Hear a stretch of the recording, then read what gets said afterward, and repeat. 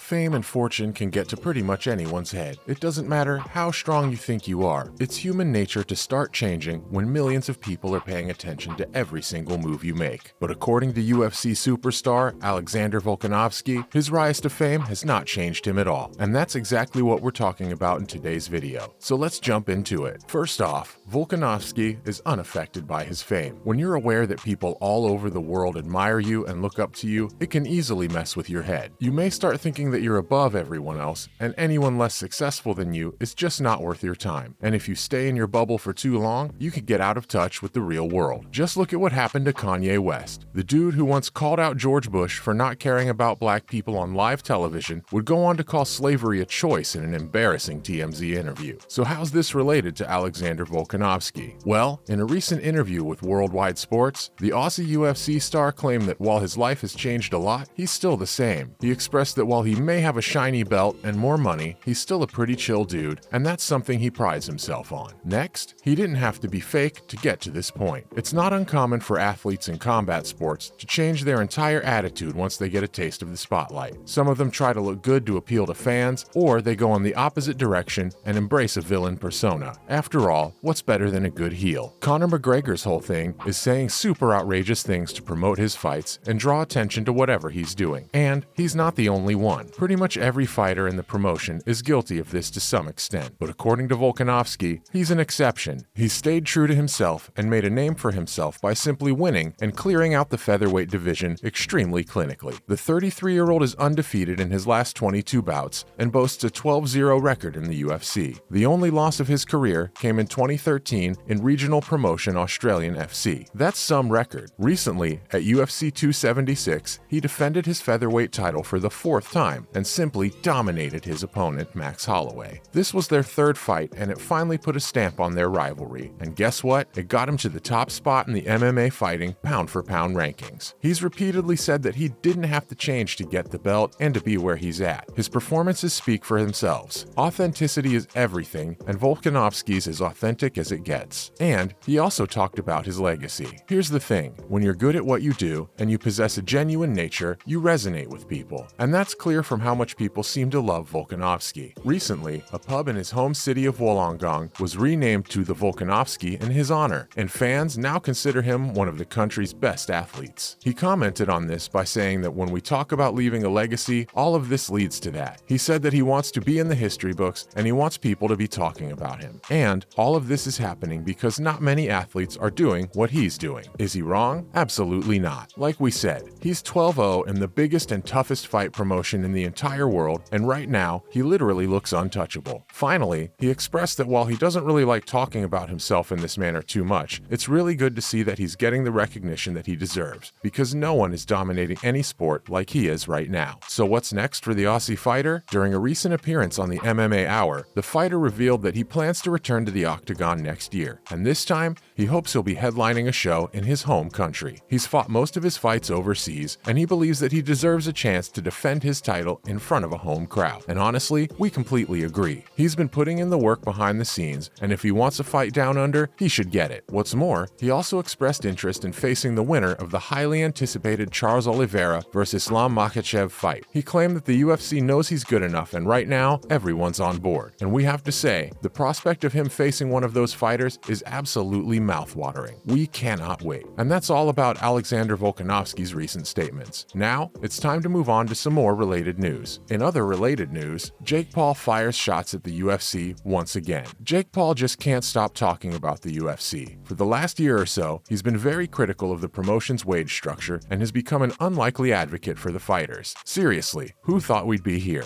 He's repeatedly called out UFC president Dana White for mistreating his employees, and at one point, he even dropped a diss track against the veteran promoter. Now, you could say that the song was super mediocre, but that's besides the point. Anyway, after Paddy Pimblett's most recent victory versus Jordan Leavitt, Jake hopped onto Twitter and asked the UFC to give the Scos star the millions he is due. As you can probably guess, Dana has not yet responded to the tweet, and let's face it, even if he does, he'll probably avoid discussing the problem and focus on dissing the controversial YouTuber turned fighter and questioning his credibility. Look, we get it. Jake has done a lot of problematic stuff in the past, but he's simply right here. The fighters definitely deserve better pay, free healthcare, and a cut of what the promotion makes from each event. But sadly, it just doesn't look like that's going to happen anytime soon. We really hope we're wrong. Next up, Khamzat not worried about the Nate Diaz fight. After months and months of disses, YouTube videos, Twitter callouts, and whatnot, Nate Diaz is finally getting his final fight with the promotion. He's set to face unbeaten Swedish fighter Khamzat on September 10th in what is one of the UFC's most highly anticipated fights of the year. But it doesn't look like Khamzat is worried about the outcome at all. The 28-year-old fighter recently said on the MMA Hour that he doesn't believe that the guy is going to show up for the fight. He called Nate that skinny boy and said that he's just waiting for the event and he doesn't really care who he faces. He then added that he'll fight at whatever weight Nate wants to fight at. It doesn't matter to him. He threatened the UFC legend and claimed that he's going to show the world who's the real gangster. Finally, Khamzat expressed that he grew up watching Nate, and it's amazing that he's getting the opportunity to face one of his heroes. Now, pretty much everyone believes that Khamzat's the favorite here, and we agree. But here's the thing, if there's one thing you need to know about Nate, it's that he never backs down. We're sure he's out there working harder than ever to prove himself one final time and go out with a bang. Finally, Amanda Nunes agrees that she should be doing better. Amanda Nunes spent 5 years at the top of the UFC women's bantamweight division before getting dethroned by Juliana Pena last December. Following this, many fans and commentators started questioning her motivation, and even Dana said that she may not be the same hungry savage as she was when she started off. He claimed that she earns a lot more now and just doesn't have the same drive anymore. In a recent interview, Amanda revealed that she kind of agrees with the boss man. She got kind of comfortable, and as a result, she stopped improving. Now she wants to travel. She wants to go see her family, to rest a little bit, and she expressed that all of this has slowed her down. The Brazilian superstar said that after she became the double champion, defeated everyone who came in front of her, and cleared the division, she got kind of complacent. But that's a thing of the past. According to her, she has her motivation back after the eye-opening loss against Juliana, and now she's really fired up for her rematch at UFC 277. Now doesn't that sound terribly exciting? Let's see who comes out on top. That's a wrap for this video. Do you think that Alexander Volkanovski is really as authentic as he claims he is? Make sure to give this video a thumbs up and subscribe to our channel for more videos like this. Goodbye for now, and we'll see you in the next one.